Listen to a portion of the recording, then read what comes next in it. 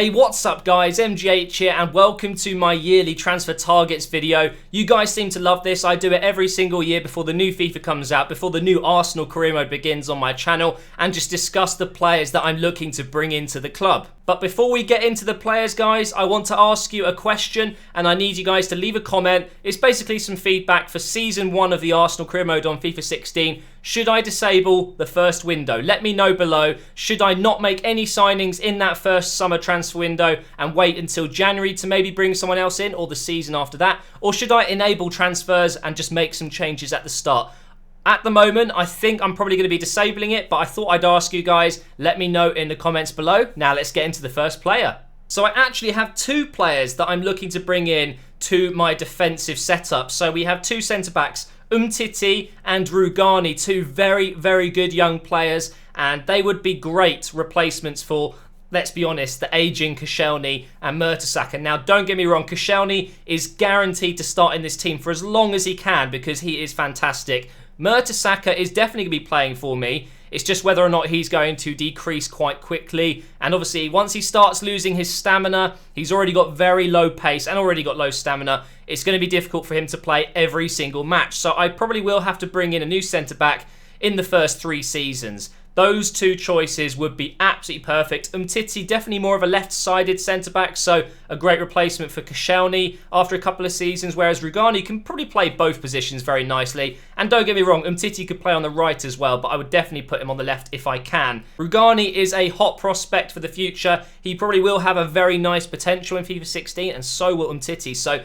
both those players, I think, would be perfect for me. And now we're going to move on to midfield because actually I'm not too keen on bringing in a new right back because we have Bellerin. And at left back we've got Gibbs and Monreal, both very capable. But if Monreal was to potentially leave, or Gibbs, then I have some backup left backs in my mind. But I'm not going to be discussing them in this video because they're not transfer targets of mine from the start. Whereas Samper, as you can see there, a long-term replacement for maybe Cazorla, Arteta, Rosicky. I mean, Samper to me, he obviously is a CDM in the game. He's a defensive midfielder. He's like the next Busquets. He plays for Barcelona. I really like this guy. I've used him in the demo a lot. And for me, he is my ultimate midfielder that I'm looking to bring in. Maybe not in the first season, maybe not even in the second season, but maybe by the 3rd season when Cazorla's potentially a bit too old. Rosicky probably would have retired. Arteta will be moving on. Samper would be just absolutely fantastic. So he'll probably be quite cheap as well. He's not normally that expensive. His potential's around the low 80s. But with training in this year's game, I'm hoping to get him higher than that. So Samper is the first midfielder that I would potentially be bringing in. Now, in terms of another CDM, but a proper CDM, because Samper to me, a bit more of a playmaker than, you know, a real deep-lying tackler, a bit of a brute. That is where Carvalho comes in. We have been known to be very interested in signing William Carvalho, but I have a lot of other choices as well, so we'll get into those in a minute. But Carvalho, you can see, he is now 81 rated in the game. He is absolutely fantastic, and for me, I really like Coquelin. He's definitely going to be my first team CDM in the game. He's actually going to be keeping out Ramsey potentially, which I still don't know how I'm going to fit Ramsey into the team. It's such a difficult one that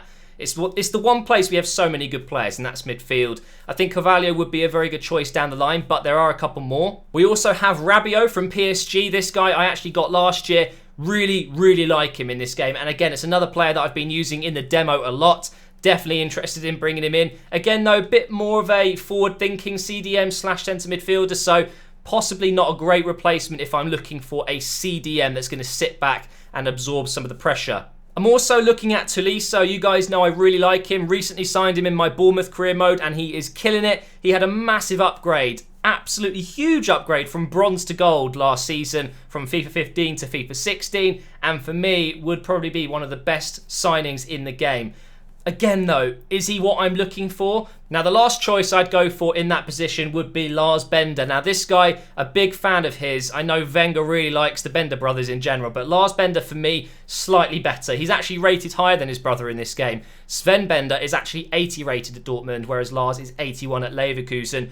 Absolutely love this guy. Very good defensive player, but again, he has those high work rates. So for me, out of all these players, I think Carvalho would be the best replacement or backup to Coquelin. Next on the list is someone that I have really enjoyed using in FIFA for years, but not necessarily a top priority, and that is Gundogan or Gundogan, however you want to pronounce his name. Definitely not an advanced playmaker like Ozil, but someone that could play that position very well. But actually, I'd probably bring him back a teeny bit. He'd be literally a box-to-box kind of midfielder, but with more creativity than defending skills, if that makes sense. So I thought I'd put him in the video. You guys know I like this guy. I'm still going to be looking at him, but probably not a signing I'll make anytime soon. However, we do have Asensio. I'm probably saying that wrong, but this guy is going to be an absolute gem in FIFA 16. He is only 19 years old and he is 75 rated. He can play on the wings, but most of all plays at cam. Now, I'm not saying Ozil is someone I'm going to be selling. Absolutely not. But for whatever reason, if I need to bring in a attacking, creative midfielder, he is the one to go for me. He's Spanish, he fits that kind of Arsenal play style, and for me, he, like I said, will be an absolute gem in this game. So he's definitely someone you should be looking out for the new career mode in FIFA 16, guys. He's going to have a great potential. And now moving on to the front three. This is a bit of a difficult one because we have Oxlade-Chamberlain, we have Walcott, we have Campbell. They can all play out on the right. We have Giroud, and we have Welbeck who can play on the left up front. But obviously we have Alexis on the left. But we don't really have a backup left winger, an out-and-out left winger.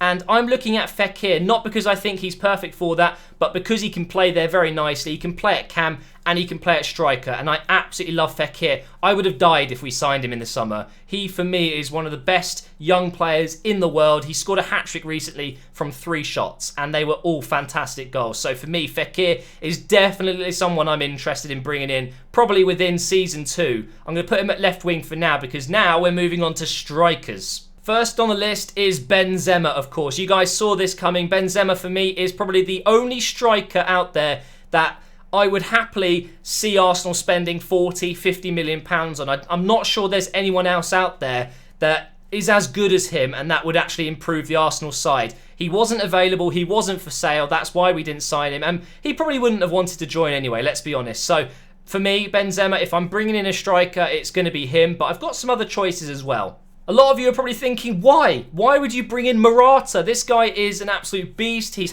probably very happy at Juventus. He's been at Real Madrid. Why would he come to Arsenal? Now, this guy, he's playing at a club that has a lot of strikers.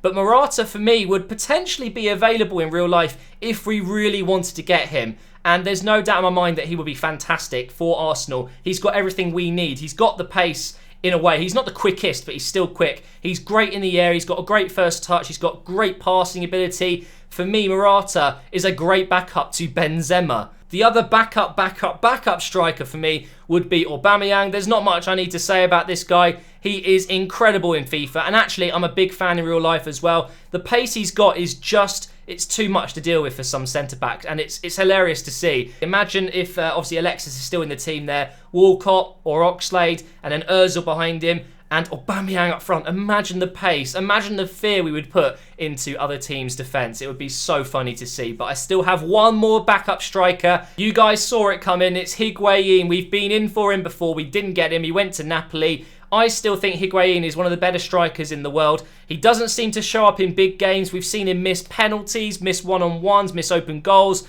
but he is still very clinical, and I'm sure if you got him in a good run of games and scoring a lot of goals, his confidence is high, he would be absolutely lethal, almost as good as Benzema, I would say. So definitely on the list, and that wraps it up, guys. So now I'm going to put the team together with all of those new signings potentially into the squad, with all the young players that I'm going to be bringing through, and kind of have a look at what the Arsenal team could look like after 5-6 seasons if I was to do it for that long. So the empty spaces are filled with potentially youth academy players. I'm definitely going to be looking for a young goalkeeper. You know, the next Butland, should I say? I would love to sign Butland, by the way. I'm not sure how you guys would feel about that. It's not too realistic. I was going to include him, but I use him at Bournemouth. Thought it'd be a bit boring. But Butland would be perfect for Arsenal, I swear. So, yeah, if there's an empty space like at left wing, it's probably someone that I would be bringing up through the youth academy. Otherwise, this team, it's going to be so good. I'm really excited. Don't think this is it. Don't think this is the team that it's going to be. These are just ideas that I've had. You know, we could have Fekir out on the left like that and then bring in a youth academy striker, or we could sign someone that's really promising like